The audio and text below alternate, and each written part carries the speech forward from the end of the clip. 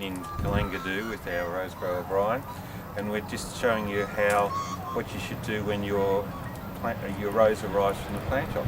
Okay, Brian. Okay, well look, we've just got the box here. We're just going to open this up. We've just wrapped this plant. It's just in Brian, plastic, sealed in plastic. Yeah. How long can it be in the post, Brian? So if your rose arrives, say 4 or 5, or even a week later, should you worry? Not at all. Look, these plants will last for weeks in the box.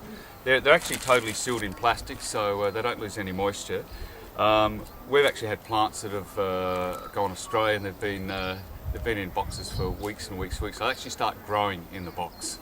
As long as there's a bit of moisture around the root system of the plant, they will grow. So they could last a month without any problems at all.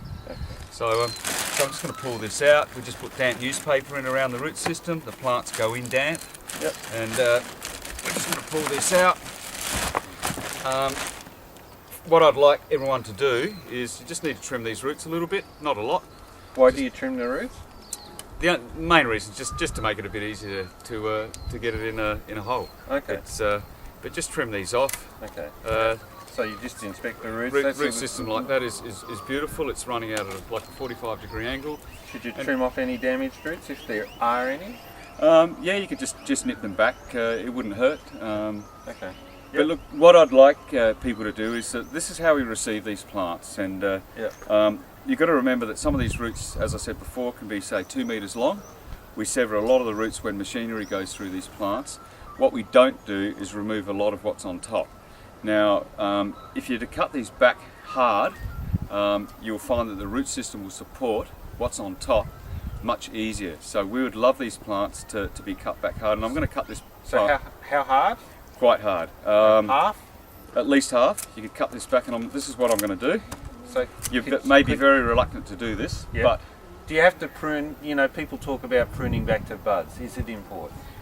I wouldn't worry about it. I've never done it in my life. So look, just cut it back to what you feel is a reasonable length, but I'd remove at least half the wood. So it's pretty idiot-proof for pruning a rose, isn't it? Definitely. You just got to prune it. Yes. That's the secret. The secret to getting a rose is prune it by half, and don't worry where you cut. Yeah, cut it. Just cut it back. Yeah. It's you know, if you're looking for the top bud to be pointing out, the next bud will be coming back in. So look, it doesn't really matter. It's not necessary. The main thing is to cut it.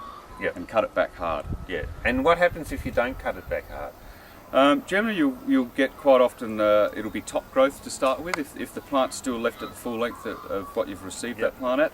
And then later on, after a few months, then you'll start forcing base shoots. But if you cut it back hard like this, it'll perform straight away. You'll start forcing new growth from the base to the top. If you look at a plant like this, you're most probably going to have, say, 10, 12, 15 shoots breaking straight away. And when will that flower? You'll get flowers late spring, early summer from this plant. In southern Victoria about November, is it? Yeah, November, December, not a problem. So if you cut it back hard like that, you'll get more flowers and a much better rose. Definitely. And it won't have dieback or anything. No, and much stronger. Okay. You'll get a much better performance.